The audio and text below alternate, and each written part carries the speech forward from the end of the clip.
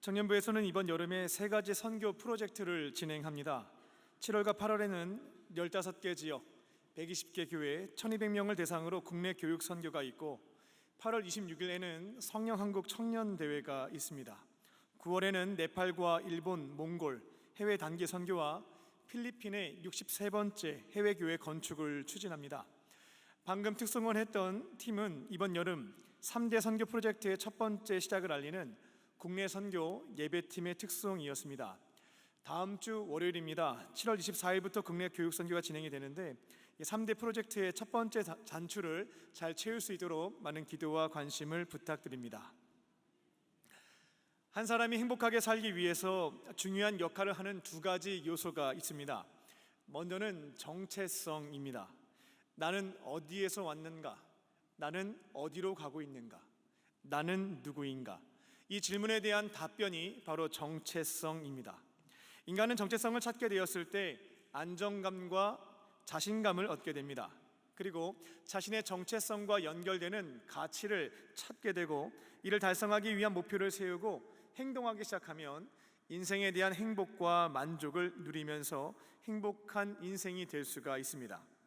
또한 나와 동일한 정체성을 가지고 있는 사람들을 찾아서 공동체를 형성하게 되고 서로가 공통적으로 중요하게 여기는 가치를 실현하기 위해서 협력하고 위로하고 격려하고 응원하게 되면 인생의 보람과 행복은 배가 됩니다.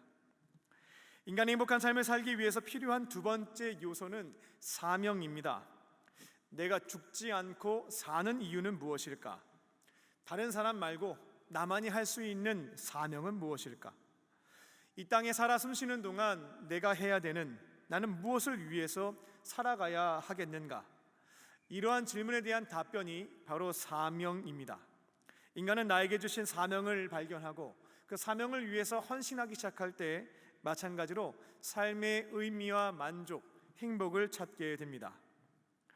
지금 이곳에 계신 저와 여러분은 그리스도인입니다. 예수님을 나의 구원자, 내 삶의 주인으로 믿는 그리스도인입니다. 마찬가지로 그리스도인이 이 땅에 사는 동안 행복을 누리려면 이 두 가지 요소가 너무나 중요한 역할을 합니다. 먼저는 정체성이죠. 질문을 드려보겠습니다. 나는 누구입니까? 나의 정체성은 무엇입니까? 요한복음 1장 12절입니다. 영접하는 자, 곧 그 아들을, 그 이름을 믿는 자들에게는 하나님의 자녀가 되는 권세를 주셨으니. 그리스도인의 정체성이라고 하는 것은 복잡하거나 어렵지는 않습니다. 우리는 우주 만물을 창조하시고 인류 역사를 주관하시는, 또 인간의 생과 사, 화와 복을 주장하시는 하나님께서 자기 목숨보다 너무나 더 사랑하는 아들, 딸, 즉 하나님의 자녀라고 하는 정체성을 가지고 있습니다. 이처럼 그리스도인의 정체성은 창조주 하나님의 무한한 사랑을 받는 그분의 아들, 딸입니다. 영원하신 하나님의 사랑과 돌보심 속에 살아가는 사랑스러운 자녀입니다. 그리고 이러한 정체성을 의심하지 않고 진실로 믿는 그리스도인들에게는 세상 사람들과 다른 특징이 있습니다. 세상 사람들과는 다른 안정감, 자신감, 평안함, 행복감이 있습니다. 두 번째는 사명입니다. 이것도 한번 질문을 드려보겠습니다. 당신은 무엇을 위해서 살고 계십니까? 오늘 하루 동안 대한민국에서 약 680명 정도가 사망했습니다. 전 세계에서는 15만 명의 사람들이 목숨을 잃었습니다. 생명을 주시는 분도 하나님이시고 생명을 거두어 가시는 분도 하나님이신데요, 그렇다면 하나님은 왜 그들의 생명은 거두어 가셨고 지금 저와 여러분은 그들에게 허락하시지 않은 하루를 선물로 주신 까닭이 어디에 있을까요? 정답은 사명이 남아있기 때문에 그렇습니다. 사명자는 죽지 않는다라는 말이 있는 것처럼 지금 이 땅에서 남들이 할 수 없는, 나만이 할 수 있는 사명이 남아있기에 아직까지 생명을 거두어 가시지 않고 하루를 더 살 수 있는 귀한 선물을 주신 것입니다. 그러면 하나님께서 우리에게 주신 사명들 중에서 가장 위대하고 중요한 사명은 무엇입니까? 이 질문에 대한 교단과 또 신학 그리고 목회자마다 생각이 다를 수 있겠습니다만, 이처럼 의견이 분분할 때에 우리가 답을 가장 쉽게 찾을 수 있는 비결은 우리의 구원자, 주인이신 예수님께서 어떤 말씀을 남기셨는지 성경을 통해서 찾아보면 되겠습니다. 우리 예수님은 그리스도인들이 살아가는 이유, 삶의 이유, 사명에 대해서 이렇게 한 문장으로 말씀해 주셨습니다. Make disciples입니다. 즉 제자를 만드는 것입니다. 하나님 사랑과 이웃 사랑을 실천하며 살아가는 예수님의 제자를 만드는 것이 우리 그리스도인들에게 주어진 가장 위대하고 중요한 사명인 것입니다. 마태복음 28장 18절부터 20절을 보게 되면 예수님이 유언처럼 남겨놓으신 말씀을 볼 수가 있습니다. 공생의 기간 동안에 하셨던 명령 중에서 가장 크고 위대하고 가장 상위에 랭크되어 있다라는 뜻에서 지상명령이라고도 부릅니다. 그 내용을 한글 성경으로 보게 되면 4가지 명령으로 이루어져 있는 것을 보게 됩니다. 가라, 세례를 베풀어라, 제자를 만들어라, 가르쳐 지키게 하라. 그런데 헬라어 원어로 보게 되면 명령형 동사는 하나밖에 없습니다. 제자 만들어라, make disciples만 명령형으로 되어 있고 나머지는 분사형으로 이 문장을 수식하는 것을 보게 됩니다. 즉 예수님이 제자들에게 그리스도인들에게 주신 가장 위대한 사명은 제자를 만드는 것이었습니다. 그리고 구체적인 방법으로 알려주신 것이 사람이 올 때까지 기다리지 말고 너희가 먼저 가라. 두 번째는 아버지와 아들과 성령의 이름으로 세례를 반드시 베풀어야 된다. 마지막 3번째는 내가 가르치고 분부한 모든 것, 하나님 사랑과 이웃 사랑을 지켜 행하게 하라. 이렇게 제자 만드는 법에 대해서 구체적인 방식으로 3가지를 알려주신 것입니다. 이제 그리스도인들이 이 땅에 사는 동안 행복하게 살아가려면 이 3가지 방식으로 예수님이 명령하신 지상명령을 지켜갈 때 행복을 소유할 수가 있습니다. 오늘 본문은 예수님께서 부활승천하실 때 이 땅에서 가장 위대한 사명을 감당하게 될 제자들에게 주신 약속의 말씀이 기록되어 있습니다. 이는 2000년 전 12제자뿐만 아니라 2023년 지금 이 자리에서 사명을 위해 살아가는 그리스도인들에게도 동일하게 주신 약속의 말씀인 줄로 믿습니다. 성령과 함께 오늘 주시는 말씀을 들으시고 내게 주시는 말씀을 붙잡고 순종하심으로 천국 가는 그날까지 지상 명령을 감당하며 행복하게 살아가는 저와 여러분 되시기를 주님의 이름으로 축원합니다. 첫 번째로 성령께서 내주하십니다. 성령께서 내주하십니다. 예수님은 부활승천하시면서 이 땅에서 사명을 위해 살아갈 그리스도인들에게 성령을 약속하셨습니다. 이전까지 예수님의 제자들은 부활하신 예수님과 함께 살았기 때문에 무서운 것이 하나도 없었습니다. 그런데 이제 부활승천하시게 되면 지금까지 신적인 지혜로 말씀을 가르쳐 주시고 신적인 능력으로 지켜주시고 보호해 주셨던, 먹이시고 입히시고 돌봐주셨던 예수님이 함께 하지 못하게 됩니다.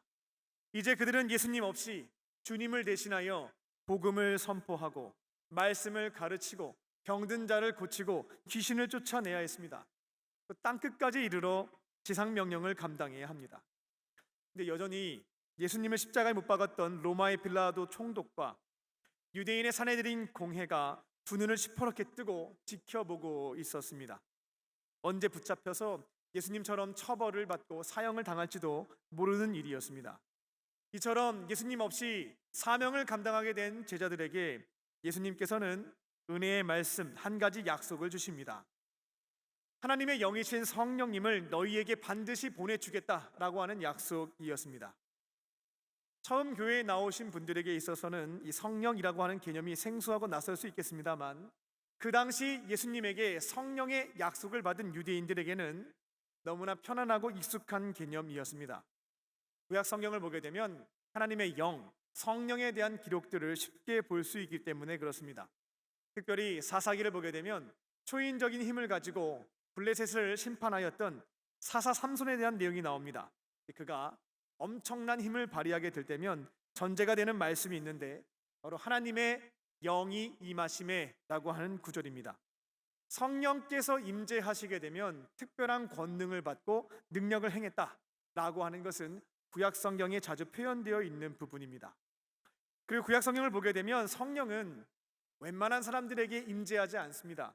기름 부어 세워진 왕과 제사장, 사사, 선지자에게만 가끔씩 임재하셔서 그들이 사명을 감당할 때만 능력을 주시는 것을 보게 됩니다. 그런데 이 요엘 선지자가 이런 예언을 남겼습니다. 요엘서 2장 28절과 29절입니다. 하나님께서 어느 시점이 되면 이 기름 부어 세워진 사람들뿐만 아니라 모든 사람들에게 성령을 부어 주시는 날이 온다라는 겁니다. 우리가 찬양을 즐겨 부르는 찬양 중에 마지막 날에라는 찬양이 있는데요. 이게 바로 요엘서 2장 28절과 29절에 나와 있는 내용을 가사로 기록한 찬양입니다. 성령이 모든 민족에게 임하시면 자녀들은 예언할 것이요, 청년들은 환상, 비전을 보고 아비들은 꿈을 꾸게 될 것이다. 주의 영이 임하면 그와 같은 일들이 나타날 것이다 라고 하는 찬양입니다. 또 요엘 선지자를 통해서 이제는 남종과 여종에게도 성령을 보내주시겠다라고 약속하셨죠. 그러니까 나이와 관계없이, 성별에 관계없이, 신분에 관계없이 어느 시점이 되면 하나님이 성령을 모든 사람에게 부어주신다라고 하는 것을 예언했던 것입니다. 구약 성경을 익히 알고 있었던 제자들은 예수님이 성령을 약속하셨을 때 요엘 선지자가 예언하였던 그 성령이 우리에게 임하게 되겠구나 라고 하는 기대를 가질 수가 있었습니다. 주님 없이 복음을 선포하고 이웃사랑을 가르치고 병자를 치유하고 귀신을 내쫓아야 하는 부담스러운 사명이 있었지만 성령이 오신다고 하니까 마음에 대한 부담감이 사라지고 희망이 생겨났습니다. 성령이 임재하시면 권능을 주실 것이고 그 능력만 있다면 주님이 하셨던 일들을 우리도 충분히 할 수 있다라고 하는 자신감이 생겼던 겁니다. 그래서 사도행전의 기록을 보게 되면 주님이 부활 승천하신 뒤 제자들은 곧바로 사명을 감당하지 않았고요, 마가의 다락방에 함께 모여 성령의 임재를 기다렸습니다. 그리고 오순절이 되었을 때 그토록 기다렸던 성령이 혀처럼 생긴 불의 형상으로 제자들에게 임재하는 것을 경험하게 되었고, 특별히 그 당시에 방언의 은사를 주셨습니다. 여기서 방언의 은사는 신령한 언어로 말하는 것은 아니고요, 각 나라 말, 외국말을 할 수 있는 능력을 주셨습니다. 왜냐하면 그때 유월절과 오순절을 지키기 위해 전 세계에서 약 200에서 300만 명의 유대인들이 찾아왔기에 그들 나라 말로 복음을 전할 수 있도록 특별한 방언의 은사를 주셨던 겁니다. 그들은 이와 같은 능력을 가지고 복음을 전파함으로 지상명령을 감당하는 삶을 시작했습니다. 이곳에 계신 저와 여러분은 예수님의 부르심을 받은 제자들입니다. 예수님은 부르심을 받아서 사명을 감당하는 모든 자들에게 성령을 약속해 주셨습니다. 성령이 가끔씩 왔다가 가시는 것이 아니고요, 우리와 함께 우리를 집으로 삼으시고 내주하실 것에 대한 약속을 주셨습니다. 모태신앙이신 분들은 이런 말씀을 들을 때면 내주하신다고는 하는데 정말 내 안에 성령이 계시는지, 내가 성령 세례를 언제 받았는지 늘 고민이 되고 의심이 되는 것이 사실입니다. 어렸을 때부터 교회를 다녔고 어느 시점부터 예수님을 믿어왔는데 정확하게 기억이 나지는 않는 겁니다. 그렇다 보니 내 안에 약속하신 성령이 계시는지 안 계시는지 의심이 생기는 것입니다. 그런 점들이 있을 때면 고린도전서 12장 3절입니다. 그 말씀을 토대로 분별하시면 됩니다. 내가 예수님을 나의 구원자로 시인하고 있고 예수님을 저주할 수 없는 형편에 놓여 있다면 예수님을 구원자로 믿는 믿음을 주시는 이가 성령이시고 저주할 수 없도록 입을 막으시는 분이 성령이시기에 성령 세례의 날짜는 알 수 없지만 지금 내 안에 성령이 함께 계심을 확신하시면 되겠습니다. 우리는 모두 예수님의 제자들, 그리스도인들입니다. 그리고 사명을 위해 살아가는 사람들입니다. 예수님께서는 우리에게 하나님의 영이신 성령의 내주하심을 약속하신 줄로 믿습니다. 이제는 그 믿음을 가지고 두려워하지 않고 파송받은 그 자리에서 복음을 전파하고 예수님의 제자를 만드는 지상명령을 성령과 함께 감당하실 줄 믿습니다. 그 사명을 이루어감으로 행복한 삶을 살아가는 저와 여러분 되시기를 주님의 이름으로 축원합니다. 두 번째로 권능을 주십니다. 예수님께서는 지상명령을 감당하는 제자들에게 권능, 능력을 약속하십니다. 죄송합니다. 여기에서 권능은 헬라어로 디나미스, 그 뜻은 능력입니다. 특별히 위에서부터 내려오는 능력을 디나미스라고 합니다. 하늘에서부터 오는 능력, 성령님께서만 주실 수 있는 능력에 해당됩니다. 병든 사람을 고치고 귀신을 제어하고 원수를 대적하고 담대하게 복음을 선포하고 사랑을 실천하게 하는 능력입니다. 성령이 주시는 능력, 그 점을 약속하셨습니다. 제자들이 앞으로 예수님을 대신하여 땅끝까지 이 지상 명령, 이것을 감당하려면 무엇보다 중요한 것이 성령의 내주하심 플러스 권능, 능력이었습니다. 로마 당국과 유대 교회의 박해 속에서도 복음을 전파할 수 있는 용기, 율법의 빠삭한 바리새인과 사두개인들에게 복음을 전할 수 있는 지혜, 어려움을 겪는 마치 하나님께서 존재하시지 않은 것과 같은 비참한 상황 속에서도 끝까지 믿음을 지켜가며 찬양할 수 있는 믿음, 예수님처럼 사람을 겉으로 차별하지 않고 죄인과 세리와 성매매 여성과 이방인이라 할지라도 그들을 품고 섬길 수 있는 사랑, 또 귀신을 내쫓고 제어할 수 있는 능력이 필요했습니다. 그렇게 그들은 오순절에 성령의 임재를 경험했고 특별한 능력, 디나미스를 받은 뒤에 지상명령을 이루어 갑니다. 지금도 마찬가지입니다. 예수님께서는 지상명령, 복음을 전파해서 한 영혼을 건져내어 살리고 하나님 사랑과 이웃사랑을 실천하는 주의 제자로 길러내는 이 사명을 위해 살아가는 자들에게 성령을 보내주시고 하늘로부터 주어지는 능력을 부어주시는 줄로 믿습니다. 그런데 이런 질문이 있습니다. 왜 나는 디나미스, 능력이 없는 것일까? 나는 왜 성령께서 주시는 특별한 은사가 없는 것일까? 이와 같은 고민이 있는 경우가 있습니다.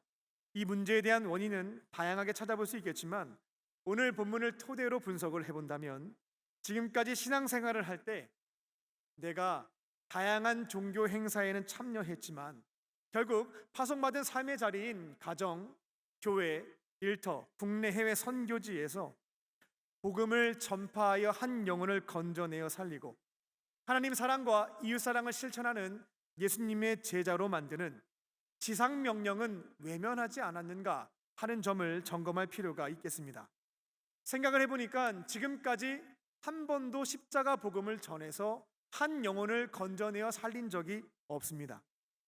그리고 단 한 명의 사람도 하나님 사랑과 이웃 사랑을 실천하는 제자로, 예수님의 제자로 만든 경험도 없습니다. 그렇다면 다양한 행사에 참여한다 할지라도 성령께서 지상명령을 수행하는 자들에게 주시는 하늘의 능력, 디나미스를 경험하기는 어렵습니다. 선교지에 나가게 되면 자주 경험하는 일들입니다. 처음 만나는 사람들에게 예수님의 따뜻한 사랑으로 섬김을 실천하고자 합니다.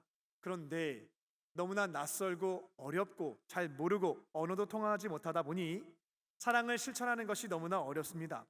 다가가는 것도 어려운데 따뜻한 마음으로 섬기는 것은 더 어려운 것입니다.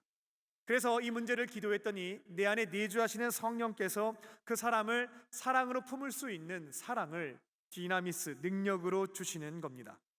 그래서 어제까지는 너무나 낯설고 두려웠는데 예수님의 눈으로 바라보게 하시고 마음으로 품게 하시니까 마치 오랫동안 함께 지내왔던 가족처럼 따뜻하게 대하고 섬길 수가 있는 것입니다. 그리고 선교지에서 병든 사람, 귀신에 들린 사람, 마음에 상처가 있는 자들을 보게 되면 그냥 불쌍하고 안타깝다라는 생각을 했었는데 이제는 성령께서 못 고칠 질병이 없음을 신뢰하며 그들을 위해서 중보하기 시작합니다. 그랬더니만 성령께서 역사하셔서 귀신을 쫓아내시고 질병도 고쳐주시고 마음의 상처도 치유해 주시는 것들을 경험하게 됩니다. 그렇게 지상명령을 감당하는 자리에서 최고의 은사인 사랑의 은사, 믿음의 은사, 사랑의 은사를 선물로 받는 겁니다. 필요에 따라서는 신유와 방언의 은사도 받을 수가 있겠습니다. 이처럼 우리가 지상명령을 위해서 헌신하게 시작할 때 우리는 성령께서 주시는 하늘의 능력, 디나미스를 경험하게 될 줄로 믿습니다. 그래서 우리가 지상명령을 감당할 때면 우리에게 주어지는 다양한 사명과 역할에 대해 두려워하거나 피할 필요가 없겠습니다. 누군가가 나에게 지금까지 경험하지 못했던 일들을 부탁하게 되면 사회생활을 할 때에는 걱정하실 수 있겠습니다만 선교를 하실 때에는 두려워할 필요가 없겠다라는 겁니다. 오히려 이제는 기대하는 마음을 품으시면 되겠습니다. 지상명령을 위해서 내가 할 수 없는 역할에 헌신하기 시작할 때 성령님께서 어떠한 능력을 주실까 기대하는 마음을 품고 기다려 보는 것입니다. 그러면 능력도 주시고 이미 내 안에 주신 은사를 발견하게도 하십니다. 때로는 그 일을 함께 수행할 수 있는 은사자를 붙여주셔서 믿음의 동역자와 합력하여 그 일을 이룰 수 있도록 도와주신다라는 겁니다. 지상명령을 감당할 때는 이와 같은 기대하는 마음으로 마음껏 도전만 하면 되는 것입니다. 그렇게 그 자리에서 성령의 역사하심과 내게 주시는 능력, 디나미스를 경험하시며 지상명령을 온전히 이루어가는 저와 여러분 되시기를 주님의 이름으로 축원합니다. 끝으로 우리는 학자가 아닌 증인입니다. 우리는 학자가 아닌 증인입니다. 예수님은 제자들에게 학자가 아니라 증인이 되어야 한다라고 말씀하셨습니다. 죄송합니다. 여기에서 증인은 헬라어 마르티스를 번역한 것입니다. 이는 내가 직접 보고 듣고 경험한 것을 이야기하는 사람, 그게 바로 증인 마르티스입니다. 대학교에서 학술제가 있으면 내가 연구한 이론을 발표하면 됩니다. 하지만 법정의 증인으로 서게 되면 내가 이해하고 있는 개념과 철학과 사상과 이론을 설명하거나 설득해서는 안 됩니다. 내가 직접 본 것, 경험한 것, 들은 것에 대해서 혹은 내 손으로 만진 것, 이것을 토대로 증언하는 것입니다. 선포하는 것이죠. 그래서 우리가 선교지에서 복음을 전파할 때에는 내가 경험한, 내가 알고 있는 성경 지식과 교리를 설명하거나 설득하는 것이 아닙니다. 내가 지금까지 경험한 예수님, 나를 구원해 주신 예수님, 나를 변화시켜 주신 예수님, 나를 죄에서부터 돌아서게 하시고 선을 행하게 하신 예수님, 나의 기도에 응답해 주신 예수님, 내가 보고 듣고 경험한 것을 증언하는 것입니다.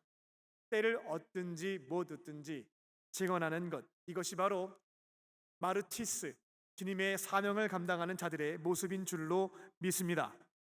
그리고 마르티스는 신약 성경에서 순교자를 지칭할 때도 동일하게 사용됩니다.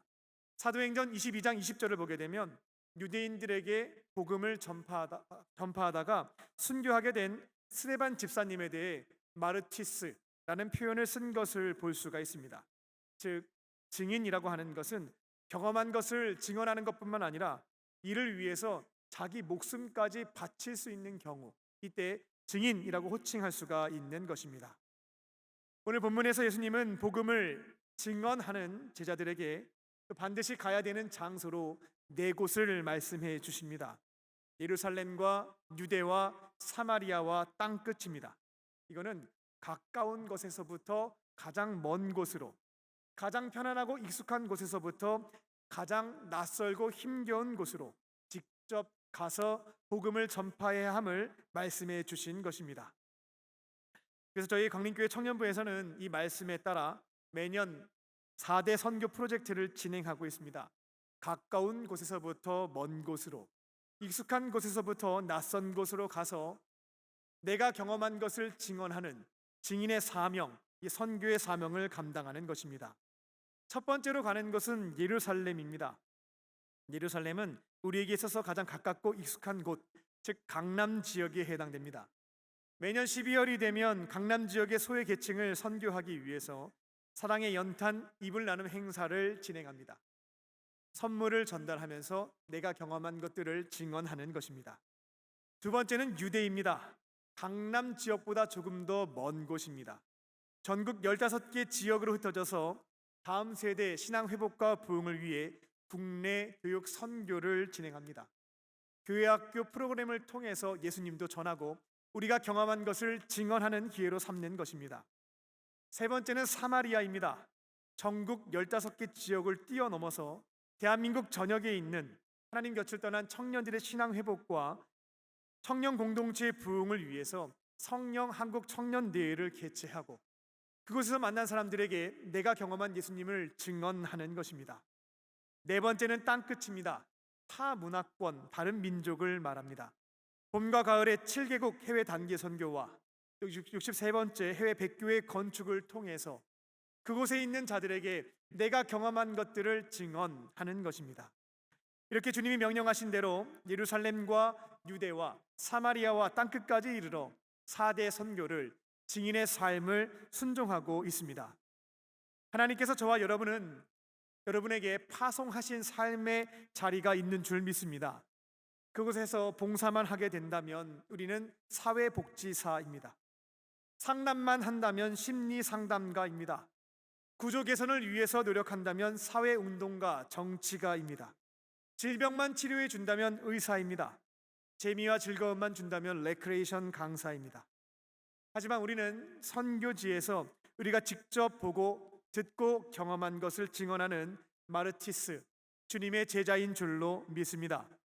봉사활동과 문화활동, 복지활동과 구제활동, 상담활동과 정치활동은 결국 내가 만난 예수님, 나를 변화시켜 주신 예수님, 나의 기도에 응답해 주신 예수님을 증언하기 위한 통로에 불과한 것입니다. 이제는 내주하시는 성령님과 함께 주시는 능력으로 가장 가까운 곳에서부터 가장 먼 곳으로, 가장 편안하고 익숙한 곳에서부터 가장 낯설고 먼 곳으로 가서 내가 지금까지 보고 듣고 경험한 것을 증언하는 마르티스, 증인의 삶을 살아가는 저와 여러분 되시기를, 그렇게 행복한 인생 되시기를 주님의 이름으로 축원합니다. 기도하겠습니다. 살아계신 하나님, 예수님께서 약속하신 성령과 함께 주시는 권능을 가지고 파송받은 삶의 자리에서 증인의 삶을 살아갈 수 있게 하여 주사 많은 영혼들을 건져내어 살리고 하나님 사랑과 이웃 사랑을 실천하는 예수님의 제자로 삼게 하여 주시옵소서. 주와 함께 지상 명령을 감당해 갈 때에 천국 가는 그날까지 주와 함께 행복한 인생 될 수 있도록 축복을 내려 주시옵소서. 그렇게 하실 줄 믿고 감사드리오며 예수님의 이름으로 기도하옵나이다.